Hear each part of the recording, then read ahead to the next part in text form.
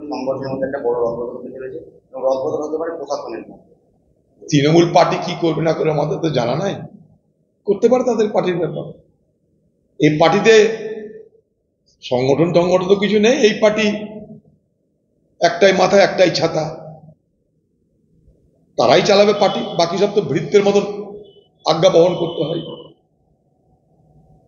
যারা নেতা তাদেরকে আদেশ দিয়ে ভৃত্যের মতন আজ্ঞা পালন করবে। প্রশাসনের একটা রদবদল করতে পারে, ভোটের সময় কারা কারা ঠিক মতন মোসাহেবি করেনি, তৃণমূলের কথা উঠা বসা করেনি, সেগুলোকে দেখে দেখে বদলাতে পারে। কারা বেশি করে করে বিরোধীদের উপরে অত্যাচার নামাতে পারবে আগামী দিনে, তার ক্ষেত্র প্রস্তুত করতে পারে, অনেক কিছু করতে পারে। কিন্তু বাংলার ভবিষ্যৎ নিয়ে কোনো আলোচনা নাই। বাংলায় শিল্প নেই কেন, রুটি রুজি নেই কেন, লক্ষ লক্ষ মানুষকে পরিযায়ী শ্রমিক হতে হয় কেন, কৃষকের ফসলের ন্যায্য দাম নেই কেন, বাজারে আবার তেলের দাম বাড়িয়ে আগুন লাগিয়ে দেওয়া হলো, বাজারে আবার স্ট্যাম্প ডিউটির উপর ছাড়ের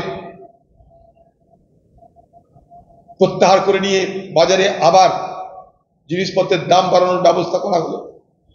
উল্টো দিকে মানুষের জীবনে আর্থিক সুযোগ সুবিধা তৈরি করাবার কোনো ব্যবস্থা এই সরকার জানে না। এই সরকার বাতেলা জানে, ভাষণ জানে, গরম গরম কথা জানে, বিভাজনের রাজনীতি জানে, আর ভোট এলে মানুষকে প্রলোভনের কথা বলে মানুষের জীবনে যে মৌলিক সমস্যা সেই সমস্যা সমাধান থেকে বিরত থাকে।